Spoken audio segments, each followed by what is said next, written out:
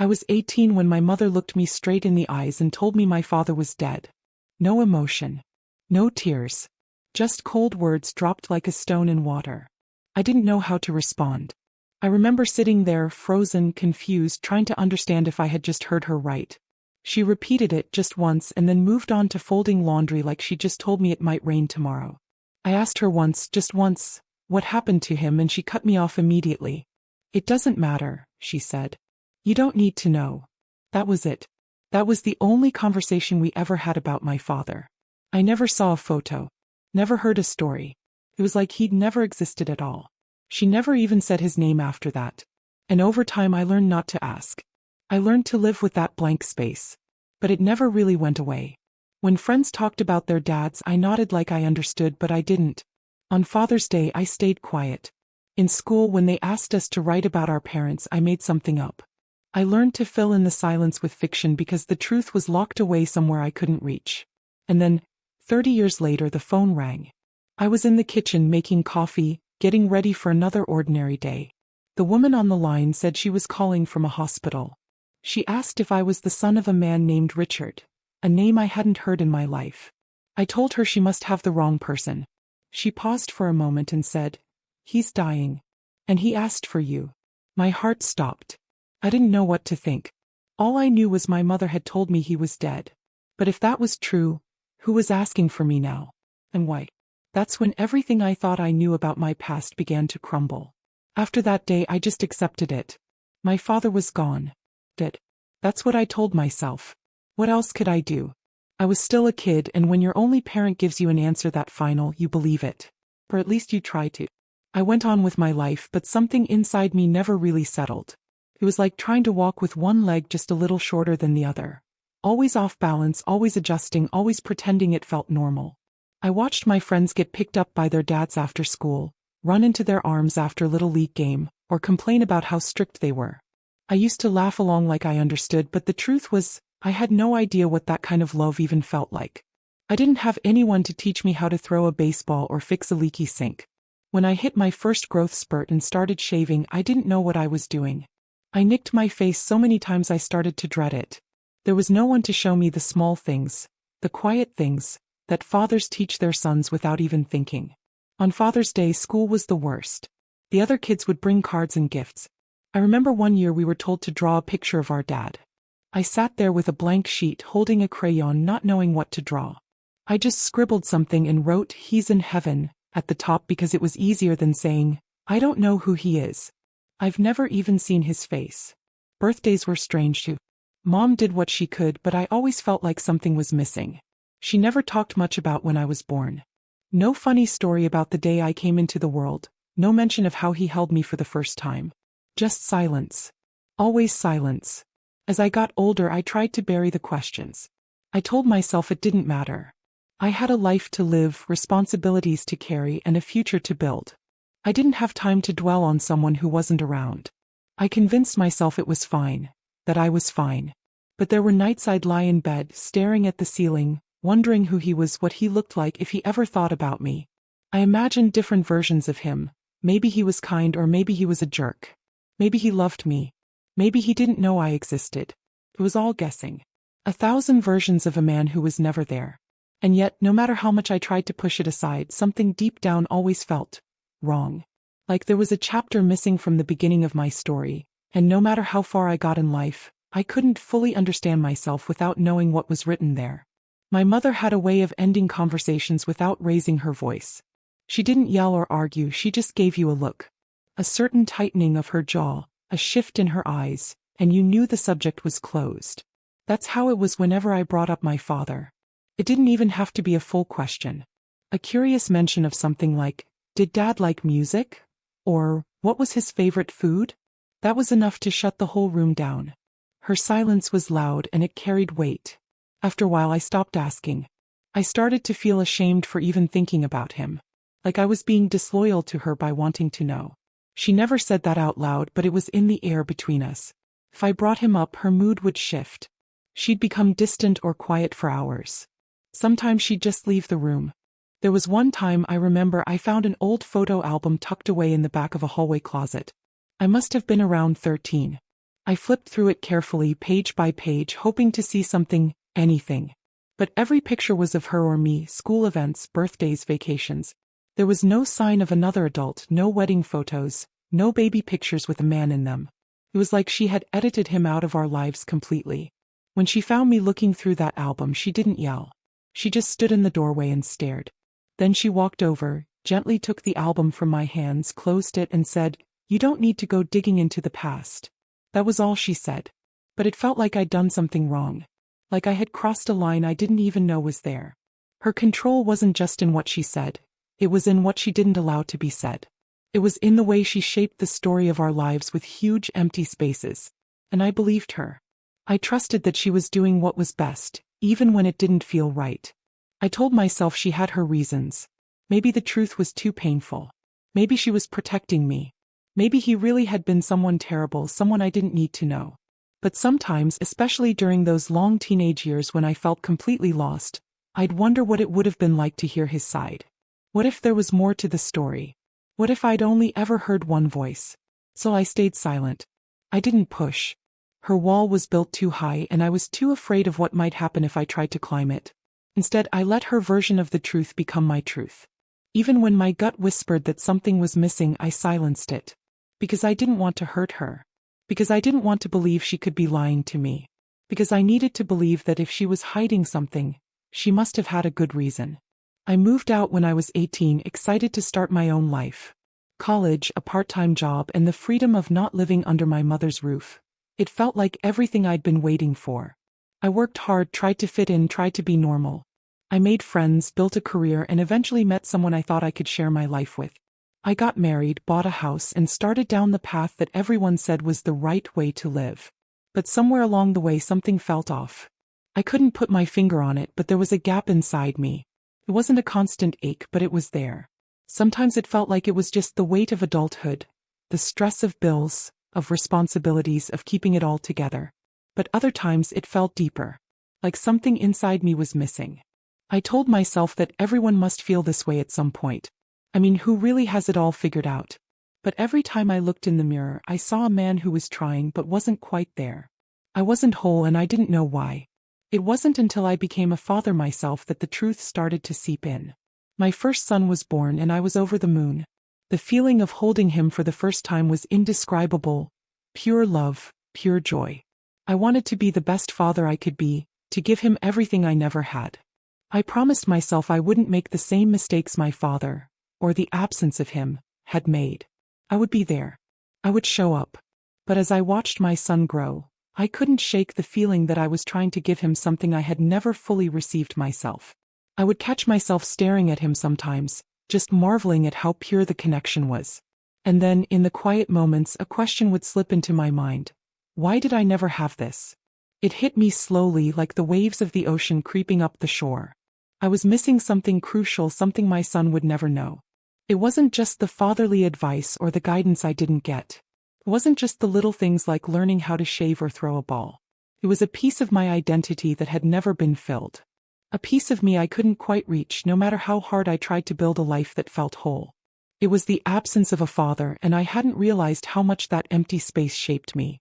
I spent so many years trying to convince myself that I was fine, that I didn't need what I never had. But once I had a child of my own, I realized how deeply the lack of my father had affected me. I tried to give my son what I couldn't give myself. Answers, love, a sense of belonging. And in doing so, I started to understand just how much of that had been missing in my own life. It was like I had spent years carrying around a weight I couldn't see or touch. I wasn't consciously aware of it, but it was there, always present, always affecting how I viewed myself, my relationships, my ability to trust and connect. I wasn't whole, and I hadn't understood why until I became a father myself. I wanted to protect my son from the emptiness I felt. I wanted him to grow up feeling like he was enough, like he had everything he needed. But at that moment, looking at him, I realized something painful. I couldn't give him something I'd never received. And that thought hurt more than I ever expected it to. I didn't know then how to fill that gap or if it could ever be filled. But I understood for the first time that the reason I always felt incomplete had little to do with the life I had built and everything to do with the father I had never known. It was just an ordinary Tuesday. The sun was up, the coffee was brewing, and I was getting ready for another busy day. I had my whole schedule ahead of me, emails to answer, meetings to attend, errands to run, life as usual. But then the phone rang. It was an unfamiliar number, the kind I'd usually ignore. But something made me answer. I picked up the phone and a voice on the other end sounded calm, but there was something in her tone that made me pause. "Hello, is this my name?" she asked. "Yes," I said, still half distracted, wondering if this was some telemarketer. "I'm calling from hospital name. We have a patient here who says he's your father, and he's dying." I froze. The words hit me like a punch to the stomach. My father? My mind scrambled to make sense of what she was saying. But I couldn't. For a moment I couldn't even process it. She repeated the words, but they felt like they were coming from a distance, like they weren't even real. "He's your father. He's dying." My heart started pounding in my chest. This couldn't be happening. My father was supposed to be dead. My mother had made that clear to me, more than once, more than I cared to admit. She had buried him in silence, locked away any part of him that might resurface. And now here I was hearing that he was alive, that he was dying. I didn't know what to feel. Anger? Shock? Confusion? A strange part of me wanted to slam the phone down, to ignore the whole thing, to pretend that nothing had changed. But another part of me, a part one couldn't shut out no matter how hard I tried, was desperate to know more. Should I go? Should I just show up after all these years, to see a man who had never been part of my life? Was it too late? Would I regret it? The questions raced through my mind faster than I could catch them. But no matter how I spun it, no matter what I told myself, one thing was certain. My past had just come knocking on my door. And I had no idea what to do next. I stood outside the hospital room for what felt like an eternity, my hand gripping the door handle as if it could steady the chaos inside me. My heart was racing, my stomach twisted in knots. What was I about to walk into? A stranger? A man I had spent my whole life believing was dead? Or was I about to meet someone who might be a part of me in ways I couldn't even begin to imagine? I took a deep breath, pushed the door open, and stepped inside. The room was dimly lit, the sterile smell of the hospital overwhelming. And there he was, sitting in the bed, weak, hooked up to machines, but still so much like me. His face was thinner, older, but the resemblance was undeniable. I saw my eyes, my jawline, the same stubborn chin I saw every time I looked in the mirror. It was like looking into a mirror of the past, but with the years worn into his skin. The years I had missed. The years I had never shared with him. For a long moment, neither of us said anything. I just stood there, trying to process the reality of this man in front of me. And then he spoke. His voice was raspy, but there was a weight to it, a heaviness that carried years of pain. "I begged her to let me see you," he said, his eyes glistening with what I could only describe as regret. The words hung in the air, and for a moment I didn't know how to react. Begged her? What did that even mean? I had spent my entire life believing he hadn't wanted to be part of it. That he had left us, that he had never cared. But now he was saying something different. My mind was spinning, trying to make sense of it all. He saw the confusion on my face, and with a sigh, he reached out slowly, as if gathering the strength to speak. "I didn't leave on my own. Your mother, she didn't want me in your life. I tried to send you letters, birthday cards. I tried to reach out every year, but she wouldn't let them through. I begged her to let me see you, to let me be a part of your life." His words hit me like a freight train.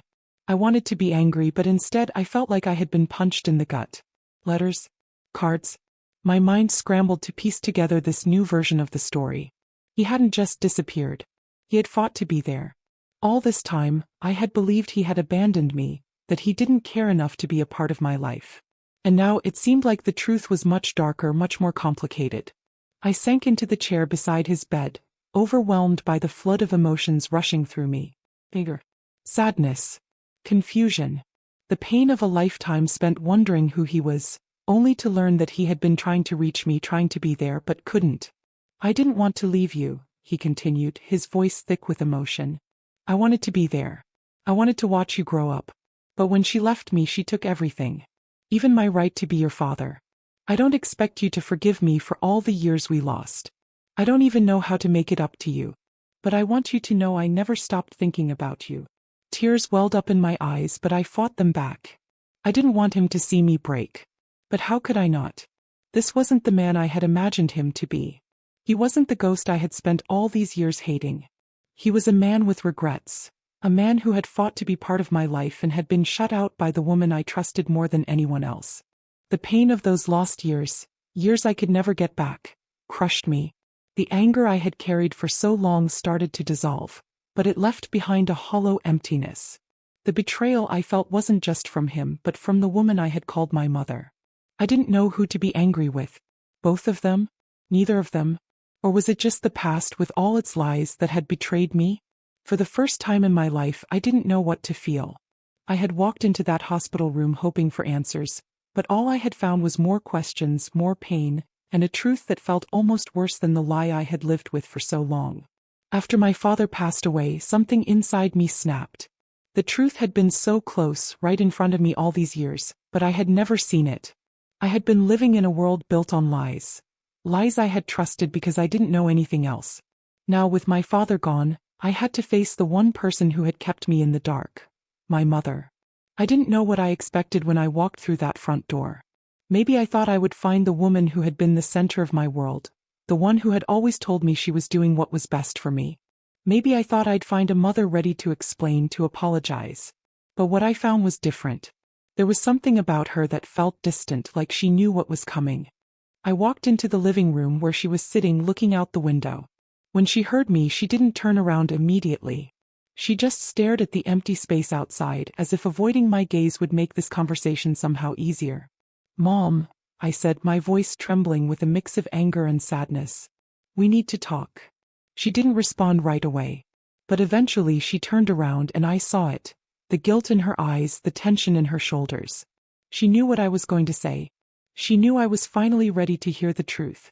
"I know what you're going to ask," she said quietly, almost too calmly. "I know why you're angry." I sat down across from her, my fists clenched in my lap. "Why, Mom? Why did you do it? Why did you lie to me all these years? Why did you keep me from him?" She stared at me, her face unreadable. Then slowly she spoke. "I wasn't trying to hurt you, my name. I thought I was protecting you." Her voice was shaky, like she was trying to convince herself more than me. "When he left, it broke me. Shattered everything. He was never supposed to be a part of your life again. I couldn't let him come back and ruin you the way he ruined me." I could hear the bitterness in her words, the anger that had built up over the years. It wasn't about protecting me. It was about her pain, her resentment.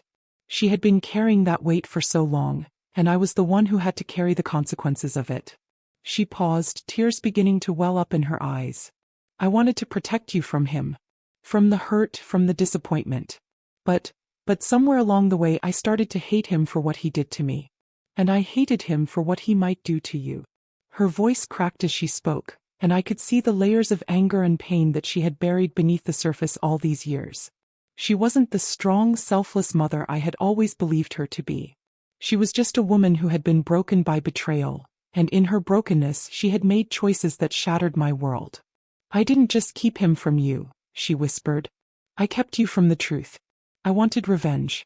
I wanted to make sure you never had to face the man who hurt me." And that's when it hit me. The truth was even worse than I had imagined. She hadn't been protecting me. She had been protecting herself, punishing him, and in the process punishing me. She hadn't been a mother who tried to shelter me from pain. She had been a woman consumed by her own wounds. And she had made sure I would carry them too. Her tears flowed freely now, but I couldn't bring myself to comfort her. I didn't know how. The woman I had spent my life idolizing had betrayed me in a way that was impossible to forgive. Not yet. I stood up, my heart heavy with a mixture of anger and sadness. "I don't know what to say, Mom. I don't know if I can forgive you." She broke down completely, sobbing, the weight of everything finally crashing down on her. But even as she cried, I couldn't find it in me to rush to her side to offer comfort. Because the truth hurt too much. The truth that the woman who had raised me, who had been my everything, had been the one who kept me from the father I had always wanted to know. I couldn't forgive her, not yet. Maybe not ever. I spent days going through the small box he left me, the one that had sat untouched in the corner of the hospital room, tucked under his thin, frail hands. At first I didn't know what to expect, but I knew I needed to go through it. The box was old, worn, and seemed almost insignificant, like a forgotten relic. But when I opened it, it felt like I was unlocking a part of a life I had never known. Inside there were old letters, photos, and small trinkets. A time capsule of a man I had spent my life mourning without ever knowing him. I sat on the floor, surrounded by these pieces of the past, reading the letters one by one. They were simple, heartfelt notes, written with the same tenderness I had imagined he had in his heart for me. The first one was a birthday card dated years ago, and as I read it, I could almost hear his voice in the words. To my son, I hope this reaches you. I think of you every day and I wonder how you're doing. I wish I could be there. Maybe someday we'll find our way back to each other. Until then, know that I love you. I put the letter down, and for the first time the tears I had been holding back began to fall. The man I had spent my whole life resenting, believing he had abandoned me, had been trying to reach me all along. He had been there in his own way through every card, every letter. But it was too late. I had spent so many years believing in the lie, in the silence. I never knew him, never knew the side of him that loved me, wanted to be a part of my life. The photos were just as painful to look at. Pictures of him, young, vibrant, and alive, smiling with friends, with family, with a woman I would never get to know. Some of the photos had a young version of me in them, a baby I didn't remember. A version of me that had never known the man who should have been by my side. Seeing those images, frozen in time, only added to the grief that had been building inside me. I was looking at a past that was never mine, a life that could have been, a story that was unfinished. I cried for everything I had lost. For all the years I could never get back, for the years I spent wondering who I was, why I never felt like I belonged. But as I sat there with the box on the floor and the remnants of his life spread out before me, I also felt something I hadn't expected: closure. It wasn't the closure I had hoped for. It didn't bring him back, and it didn't undo the years of pain. But it gave me something. I finally felt like I knew him, at least in part. I had a glimpse of the man he was, a man who cared deeply, a man who had been fighting for a relationship he never got the chance to have. And as I read his words, I realized that for the first time, I wasn't angry anymore. I wasn't lost in the grief of never knowing him. I understood in a way I hadn't before that the past was behind me. I would never get those years back, but I could move forward, carrying the pieces of him that I had now found. It was bittersweet, but in that moment I felt like I had started to heal. Looking back on everything, I've learned some hard truths about life and family. Silence. It's so easy to keep secrets, to bury things that are uncomfortable, to shield those we love from the pain we carry. But silence, as I've come to understand, has a cost. It destroys families. It creates rifts that no one can see, rips at relationships that should be rooted in honesty. For years, my mother's silence kept me from knowing my father, and it wasn't just the years we lost. It was the emotional distance that grew between us. The people we trust the most can hold the biggest truths. I never thought my mother, the one who raised me, would be the one to hide the truth from me. But she did. She kept me from knowing my father, from understanding my own story because of her own pain and anger. And in doing so, she unknowingly kept me in the dark, living a life that was incomplete. I missed out on a father, the one person who should have been there to guide me, to shape the man I would become. And that loss will always be with me. But as painful as it is, I refuse to let it define the way I raise my own children. I won't let them miss out on the truth, on knowing both sides of who they are. I'll never let silence steal their story the way it did mine. Forgiveness is a journey. It's not something you can just give freely because you're told it's the right thing to do. It's a process. And I'm still walking it. Every day I take another step, some days feeling closer to peace, other days struggling with the weight of everything. But I know that forgiveness isn't just for them, it's for me too. For my own healing. The past has taught me a lot, and while I can't change it, I can carry the lessons forward. I can choose honesty, openness, and the truth even when it's hard.